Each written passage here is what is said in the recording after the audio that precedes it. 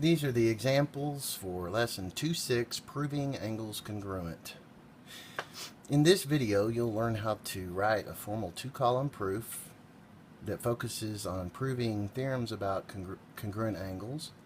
You'll also learn to use these theorems to find angle measures in various problems. A lot of the problems we're going to do are actual proofs of the theorems that you learn in this section. So let's begin with example 1. Prove the vertical angles congruence theorem using a two-column proof. Before we prove it, let's take a look at the theorem itself.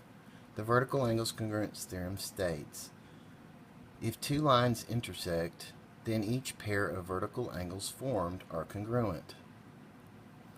If two lines intersect, P, then each pair of vertical angles formed are congruent, Q. Let's see if the proof is set up with our given and proved statements matching the hypothesis and conclusion. The hypothesis should be our given in some form, and the conclusion should be our proved statement in some form. So again, the hypothesis, if two lines intersect, given, line T intersects line U. True. Then Q, the conclusion, each pair of vertical angles formed are congruent. Angle 4 is congruent to angle 6. And if you'll take a look, 4 and 6 are vertical angles. To do this proof, to complete it, you have to know what vertical angles are. Vertical angles, again, are two angles created by the intersection of two lines, and they're across or opposite each other. So this is set up to prove. To start with, we write our given information down. Line T intersects line U. It's given to us. It's also given to us in the diagram just by showing that two lines intersect. So given. This is usually where a lot of students' anxiety goes up, because what do I do next? A lot of times statements or reasons are provided, or some of them are, sometimes they're not. The goal is to get you to the point where you can completely write a proof all on your own. Well, the next thing we notice is, look at our goal here. We're wanting to state that angle 4 and 6 are congruent. Now, we can't use the vertical angles congruence theorem itself because we haven't proved it yet. We're doing that right now. So we have to use all the other definitions, any postulates or properties that we can to get to this point right here where we can say those angles are congruent. So take a look at the diagram. What do we know just by looking at the diagram of what we've already learned? Postulates, definitions. Take a look and you'll notice that angles 4 and 5 create a linear pair. 4 and 5 are adjacent angles and they create a line. So we could start off by saying that angles 4 and 5 are supplementary, or it's like saying they are a linear pair because they're adjacent. So the measure of angle 4 plus the measure of angle 5 equals 180 degrees. We can say that because by the diagram, the definition of a linear pair and the fact that they're supplementary tells us we use the linear pair postulate. So by the linear pair postulate, or because of the linear pair postulate, we can make this statement right here. What else do we know about the diagram? If you'll take a look, there's another linear pair of angles, and it happens to connect by angle 5. Angles 5 and 6 are a linear pair, and angles 4 and 5 are a linear pair. So anytime you can connect relationships between angles or whatever you're trying to prove, that's always a good idea. So let's go ahead and do that. I'm going to start with the measure of angle 6 plus the measure of angle 5 equals 180 degrees. And that's also by a linear pair postulate.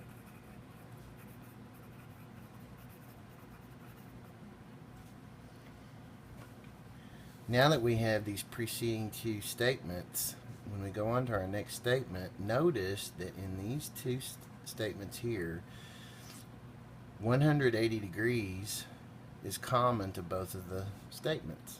So let's see if we can find a property that works here. Since this left side of this equation is equal to 180 degrees, and since 180 degrees equals this left side of this equation, then wouldn't it be true that this equals this? So if A, then B, and if B, then C, then we can conclude if A, then C. Measure of angle 4 plus the measure of angle 5 equals the measure of angle 6 plus the measure of angle 5. You recognize the property?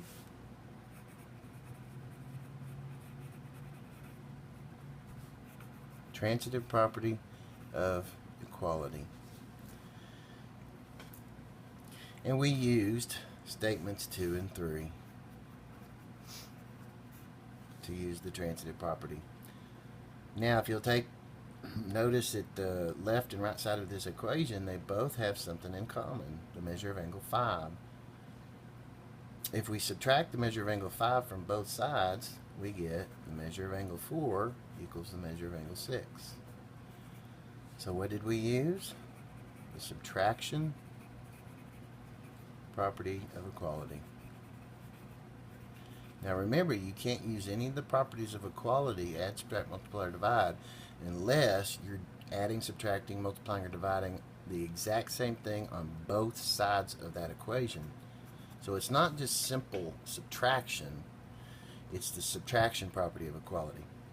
Okay, now that we have the measure of angle 4 equal the measure of angle 6, we're real close to our goal. Our last statement is angle 4 is congruent to angle 6. What would allow us to make this statement right here based on the previous statement? If the measure of two angles are the same, then those two angles are congruent.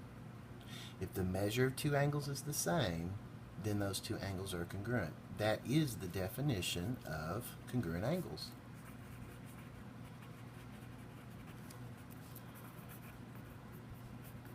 And we are finished, or we have completed the two-column proof, and we have proved the vertical angles congruence theorem. Now we can use this theorem in any other proof we would like to.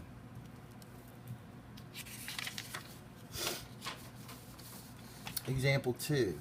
Prove the right angles congruence theorem using a two-column proof. So here we have a new theorem that we discussed in our notes. Here it is stated, right angles congruence theorem. If two angles are right angles, then they are congruent. If two angles are right angles, if P, hypothesis, then they are congruent. Q, the conclusion. They referring back to the two angles. Let's see if our proof is set up for this. Given angle 1 and angle 2 are right angles. If two angles are right angles, do they match? Yes, they do. In my diagram, I go ahead and draw in the right angle symbols since they're saying they're right. See if our hypothesis fits. Then they are congruent, being the angles. The angles we're talking about are angles 1 and 2, and they're stating that they're congruent in our proof statement. So this was P, and this was Q. So it's set up correctly. And we begin with our given information. Angle 1 and angle 2 are right angles. The reason for that is it was given to us. By the way, given information mostly is in your given title here, but it's not always that way. Sometimes given information is within the diagram itself, so always look at your diagram also. Sometimes given information is sort of hidden in the diagram. Here it's not. Okay, now that we've stated we're given that they're right angles, we want to say that they're congruent angles. Well, what do we know about right angles? we know that they measure 90 degrees. So we can say the measure of angle 1 is equal to 90 degrees. But we can also say the measure of angle 2 is 90 degrees because they're both right angles. Where am I getting this? Am I getting it from a definition, postulate, property? If two angles are right angles, then their measure is 90 degrees. Or if an angle is a right angle, it measures 90 degrees. That's the definition of right angle. So by the definition of right angle, allows us to make this statement, or these two statements. Okay, now take statement 2 and notice that we have two equations here. If the measure of angle 1 is equal to 90 degrees, and if 90 degrees equals the measure of angle 2, then doesn't the measure of angle 1 have to equal the measure of angle 2? If A, then B, and if B, then C, then if A, then C. The measure of angle 1 equals the measure of angle 2. Do you remember which property that is? Transitive property of equality. And we used step 2 only. Statement 2. We're almost there. The measure of angle 1 equals the measure of angle 2. If two angles' measures are equal, then those two angles must be congruent. Recognize it by the definition of congruent angles. And we have now proved the right angles congruence theorem. You may use this theorem in any other proof that comes up. Example 3. Prove the congruent supplementary angle theorem using a 2-column proof. Okay, for this one, let's take a look at the theorem again. During the notes that we had, we discussed this and what it meant. Congruent supplementary angles theorem. If two angles are congruent and supplementary, then each angle has to be a right angle, or is a right angle. So what they're saying is, if you have an angle that's congruent to another one, and if they are supplementary, well, we know these have to be supplementary because they create a line. Now, they didn't have to draw these adjacent to each other, and they still could be supplementary, but you would have to have some other indication that they were supplementary if they weren't a linear pair like these. Anyway, this is true. Let's see if we have it in our given statement here. Angle 3 is congruent to angle 4. Yes. The measure of angle 3 plus the measure of angle 4 equals 180 degrees. This is telling us that these are supplementary. These happen to be a linear pair also, but so this is true. And then each angle is a right angle is our conclusion. So let's see if that's here. Angle 3 and angle 4, each angle, are right angles. So yes, this one's set up correctly. Alright, let's start with the given information. This will be the first time you'll have given information that I'm going to split it up into two pieces. I'm going to start with the first part first. Angle 3 is congruent to angle 4. That was given to us. And at this point, you make sure you draw your arcs here to show that they're congruent. Okay, next, pulling off of this first part of the given information, what do we know? If two angles are congruent, what does that say about their measures? That they're equal. And that's by the definition of congruent angles. The definition of congruent angles says that if the measure of two angles are equal, they must be congruent. Now that we've got the measures of the angles written out here, notice how we have measures of angles written out here. So what we're doing is we're actually putting everything in terms of measurements here so we can work with them. Okay, statement 3. Let's take our other given information. The measure of angle 3 plus the measure of angle 4 equals 180 degrees. Well, that was given to us also. So why did I split them up, and why did I do this one first? Because I wanted you to notice that these two steps are going to feed, or statements are going to feed into this one. Take a look at it. If the measure of angle 3 equals the measure of angle 4, they're the same, and now we're saying they're adding them together and getting 180, then can't we substitute one of these, one or the other, into the other one? Let's take, how about the measure of angle 3 equals the measure of angle 4. Let's replace the measure of angle 3 with the measure of angle 4 because they're equal to each other. So I'm going to replace that with the measure of angle 4, but that's the only thing I'm going to replace. Replace means what property? Write the rest of it down. So all I've done is replace the measure of angle 3 with the measure of angle 4. When we replace, we're substituting. So substitution, property of equality. And we used statements 2 and 3. Okay, next. One measure of angle 4 plus another, or one measure of angle 4 equals 180. Well, isn't that 2 times the measure of angle 4 equal 180? Combining like terms we've discussed before is a form of the distributive property. Distributive property of equality.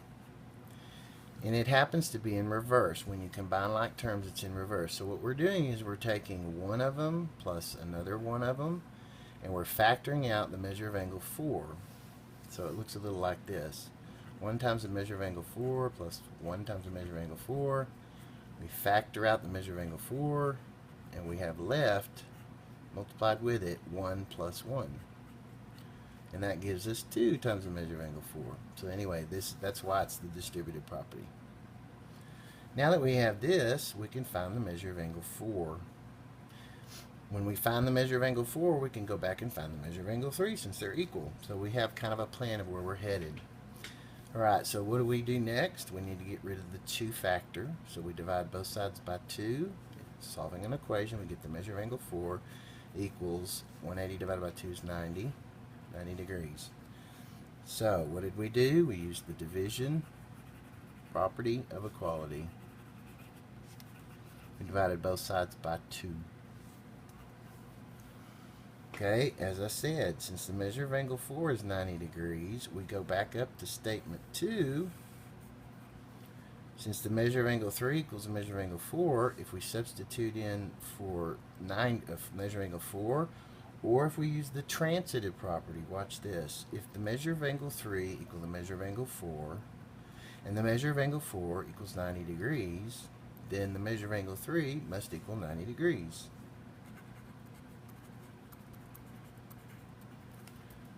Transitive property of congruence.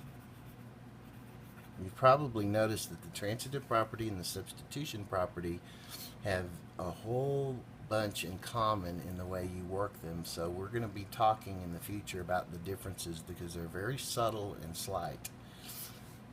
Right, now that we have the measure of angle 4 is 90 degrees and the measure of angle 3 is 90 degrees, we can now say that both these angles have to be right angles. Angle 3 and angle 4 are right angles. How? Because isn't it the definition of right angle that if an angle or angles measure 90 degrees, by definition they must be right angles. So definition of right angle.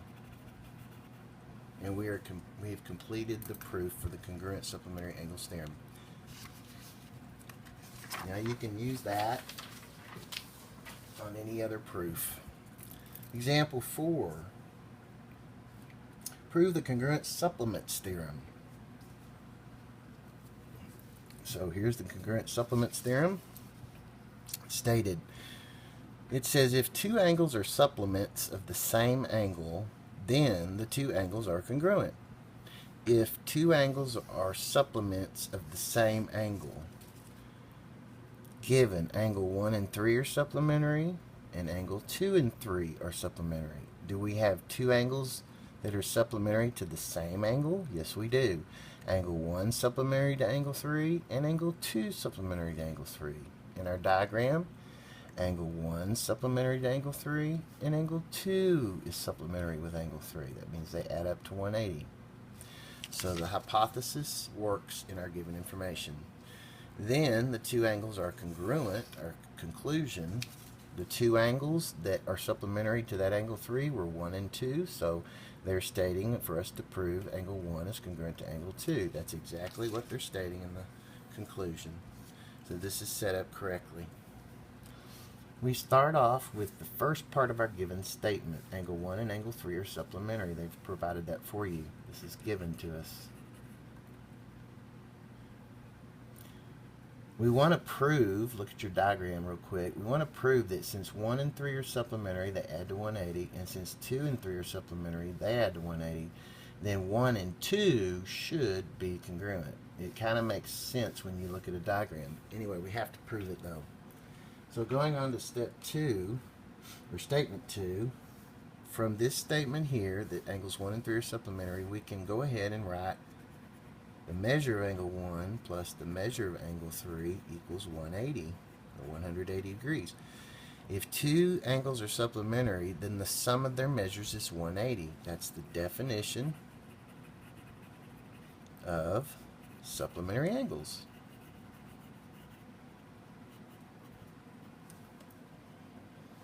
Now we've got everything in terms of measurement, so we can deal with it a little bit better. Number 3, or statement 3.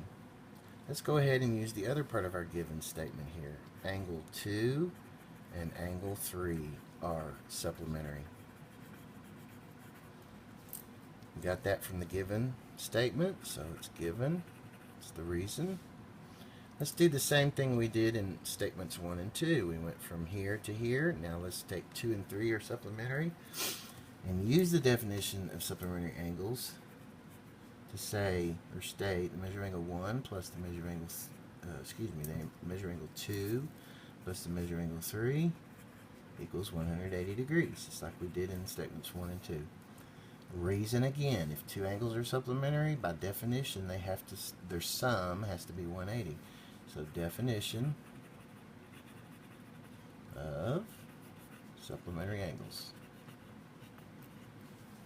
Okay, now that we've established these two statements here and here, notice statement 5, they've taken this and this and somehow connected to say that they're equal to each other. Can you tell what they've done? They've used statement 2 and 4 to get 5. If A, then B, and if B, then C, then if A, then C, or A has to equal C. So this was the transitive property of equality, and those were statement numbers 2 and 4. Now that we have this equation, the next statement is statement 6. They give us this equation. So what happened between this statement or equation and this one? What happened? Notice that the measure of angle 3 on both sides no longer there. That means they subtracted them off. So this was the subtraction property of equality. They subtracted the same amount from both sides, so it's a property of equality, not just subtraction. Finally, the measure of angle 1 equals the measure of angle 2. By the definition of congruent angles, if two angles are, the measures are equal, then those two angles have to be congruent. So angle 1 is congruent to angle 2.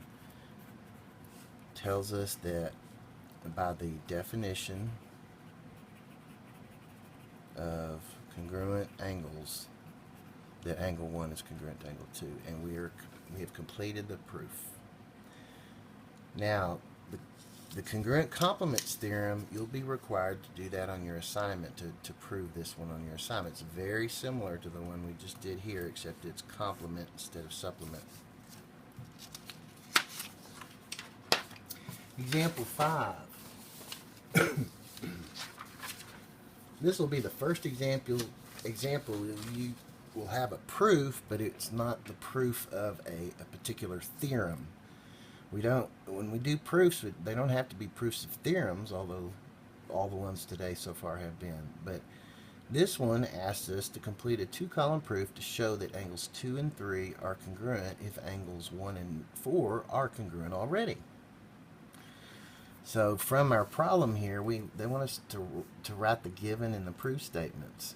So be very careful, read it carefully. This says complete the proof to show that angles 2 and 3 are congruent if angles 1 and 4 are already congruent. So angle 1 is congruent to angle 4 is given to us. So right here we would write angle 1 is congruent to angle 4. And I would suggest immediately coming over here and using your arcs to show that they're congruent. 1 arc per angle. Then it said that they want us to show or prove that angles 2 and 3 are congruent. So that would go in our proof statement. Angle 2 is congruent to angle 3. We want to show that this one is congruent to that one. Okay. Starting with our given, angle 1 is congruent to angle 4, given to us. Number 2, or statement 2. Statement 2, they help us out a little bit. Angle 4 is congruent to something. Well, what do we know? Let's take a look at our diagram. Angle 4, we know it's congruent to angle 1, but we've already made that statement. What else is it congruent to? Now, you might be tempted to say angle 3 because these all look like right angles, but be careful, you can't assume those are right angles. Not yet. So, angle 4 and angle 2 are congruent because of what? We know they're vertical angles, but we just proved, our very first proof in this video was that these are congruent because vertical angles are congruent. We've proved that theorem, we can use it now. So, angle 4 and 2 are congruent by the vertical angles congruence theorem. It's the first time we've had a theorem for a reason. So now we can put an arc here to show that these are congruent now. So angle 1 and angle 4 are congruent, angle 2 and angle 4 are congruent. The next statement is angle 1 is congruent to angle 2. Well, in our diagram, 1 and 2 are congruent, and all we know is that angle 1 and 4 are congruent, and angle 2 and 4 are congruent. Do you see the pattern? Do you see the property? That's the transitive property. Except this time, it's the transitive property of congruence, not equality. Everything's congruent. Okay, so over here, how did we get it? We used statements. 1 is congruent to 4, and 4 is congruent to 2. Therefore, 1 has to be congruent to 2. That's the transitive property with numbers 1 and 2, statements 1 and 2. Now that we've stated those are congruent, we can say angle 1 is congruent to angle 3. Angle 1 and angle 3 have to be congruent because they're what kind of angles?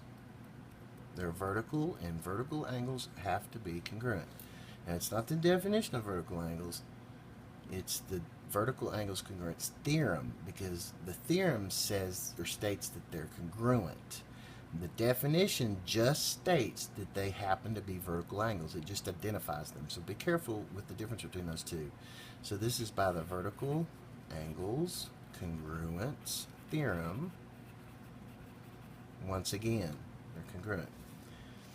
And finally, angle 2 has to be congruent to angle 3. See if you can figure out why. Take a look at statement 3 and 4.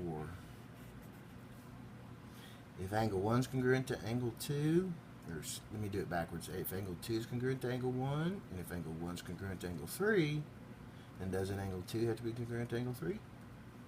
Which property is that? Transitive property of congruence. And we have completed this proof.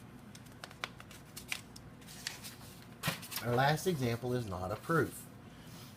find the values of x and y given the diagram, this one right here, then state the theorem that enabled you to write the equations to find the solutions. Well, I've gotten in the habit of actually using or finding the theorem, postulate, or whatever first and then plugging it in, so it doesn't really matter in what order. What I notice is we've got two lines that intersect, and if you'll notice that these vertical angles here and here, this pair of vertical angles, both have the variable x in them. So this is a perfect setup to use the vertical angles congruence theorem, because we've proved now that vertical angles are congruent here. So we can set the measure of this angle equal to the measure of that angle, and they both have x's in them.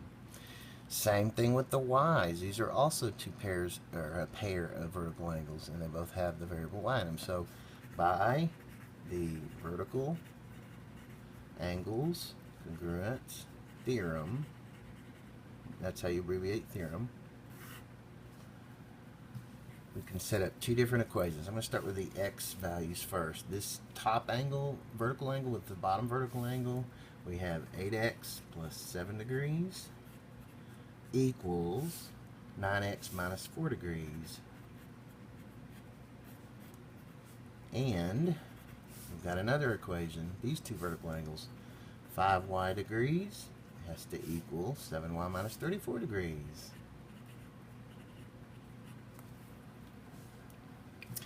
And then we solve the two equations, finding the values of x and y. Now, they didn't ask us to find the measures of the measures of the angles. They could have, though. They didn't here. All right, so let's solve this one. Drop the parentheses, and we've got two x terms, one on each side. So I'm going to get rid of one of them. I'm going to subtract 8x from both sides. This is from Algebra 1. We get 7 equals 1x, or x minus 4. Add 4 to both sides, and x is equal to 11. Over here with the variable y, finding it, the value of it, we've got a y, drop the parentheses, we've got a y value or y term on both sides. I'm going to subtract 5y from both sides. 5y minus 5y is 0y, or just 0. 7y minus 5y is 2y minus 34. Now, solving for y, I need to add 34 to both sides, and I get positive 34 equals 2y. Then I divide both sides by 2, and y is equal to 17. Just one more note. If they had asked us to find these two angles, or let's say they had used the x variable here instead of y, we would have to use these two angles, but you wouldn't set them equal to each other necessarily, because they're not vertical angles. These are a linear pair of angles. So be careful, because not all of the problems are going to be about vertical angles.